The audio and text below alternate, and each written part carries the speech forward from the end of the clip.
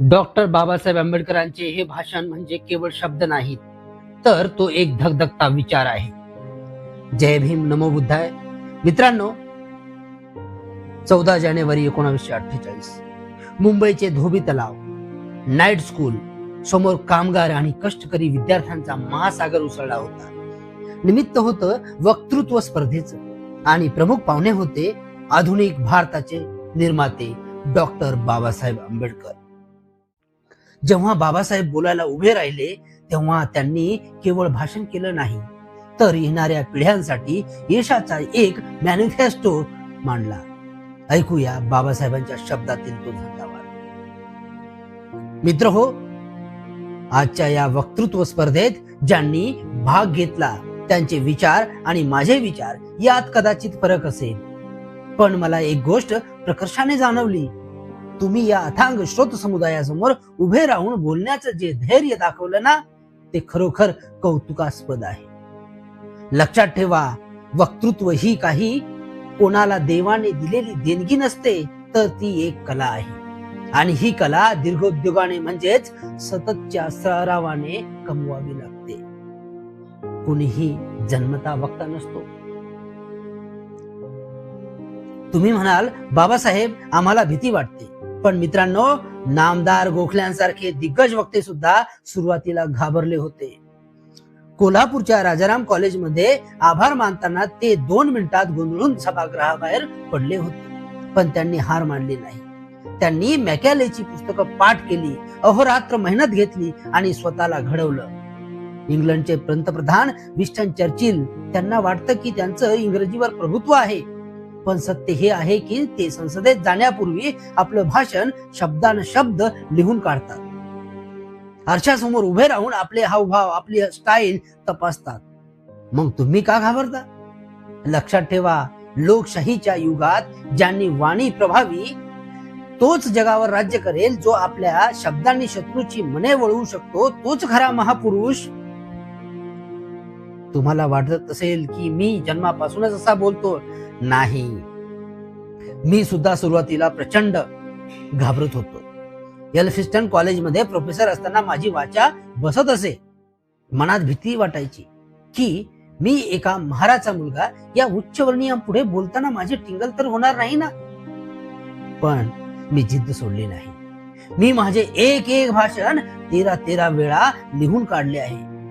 जेव्हा माझी खात्री पटायची की आता या विषयावर माझ्यापेक्षा अधिक चांगलं कोणीच सांगू शकणार नाही, तेव्हाच मी व्यासपीठावर चढायचो. आज मी जे काही बोलतोय ते माझ्या पूर्व परिश्रमाचं फळ आहे. गेली 20 वर्षे मी शेतकऱ्याप्रमाणे या समाजाची शेती कसली आहे. दगडधोंडे बाजूला काढले, नांगरट केली आणि आज तुमच्या भाषणातून मला त्या कष्टाचं अंकुर फुटताना दिसतंय. आजचा तरुण म्हणतोय, मला माझ्या पूर्वजांसारखं कलंकित जीवन जगायचं नाहीये, मला सन्मानाने जगायचं आहे. हा सूर ऐकला की वाटतं माझी मेहनत सार्थकी लागली आहे. ही तुमची जागृतीच उद्याचा इतिहास घडवणार आहे. माझ्या बांधवांनो, नीट ऐका. राजकारणाच्या दोऱ्या विद्येशिवाय तुमच्या हाती कधीच येणार नाहीत. आज सत्तेच्या जागी उच्चवर्णीय बसले आहेत, कारण त्यांच्याकडे विद्या आहे. 100 पैकी 99 इंजिनियर, 99 कलेक्टर त्यांचेच आहेत. जोपर्यंत तुम्ही उच्च शिक्षण घेत नाही, तोपर्यंत प्रशासनाच्या चाव्या तुमच्या हाती येणार नाहीत. राजकारण म्हणजे केवळ निवडणुका लढवणं नव्हे, तर प्रशासनावर आपली पकड मजबूत करणं आहे. तुम्ही रात्रीच्या शाळेत शिकताय, हे भूषणावह आहे. केवळ कारकून होण्यासाठी शिकू नका, तर मानाची पदं काबीज करण्यासाठी शिका. या शाळेसाठी मी स्वतः वार्षिक 1000 रुपयाची ग्रँट आणि पुस्तकांसाठी लागणारा खर्च द्यायला तयार आहे. तुम्ही फक्त शिका आणि लढा. बाहेर पडताना तुमचे कपडे स्वच्छ हवेत. एक नूर आदमी 10 नूर कपडा. कपडा पाहूनच समोरच्याला तुमच्याबद्दल आदर वाटला पाहिजे. पण केवळ कपडे स्वच्छ असून चालणार नाही, तर तुमचा स्वाभिमान सुद्धा जागा पाहिजे. पाटील, मी तुमच्या जोड्यातला आहे. ही गुलामगिरीची भाषा आता कायमची बंद करा. मरण पत्करा, पण अपमान सहन करू नका. स्वाभिमानाने जगायला शिका. आणि शेवटी जाता जाता एवढंच सांगतो, भरपूर वाचन करा. रोज किमान अर्ध पुस्तक संपवण्याचा सराव करा. तुम्ही दिवसभर कष्ट करून रात्री शिक्षण घेताय हे पाहून मला तुमचा अभिमान वाटतो. मी तुम्हास यश प्राप्ती चिंतितो. उठा, शिका आणि संघटित व्हा.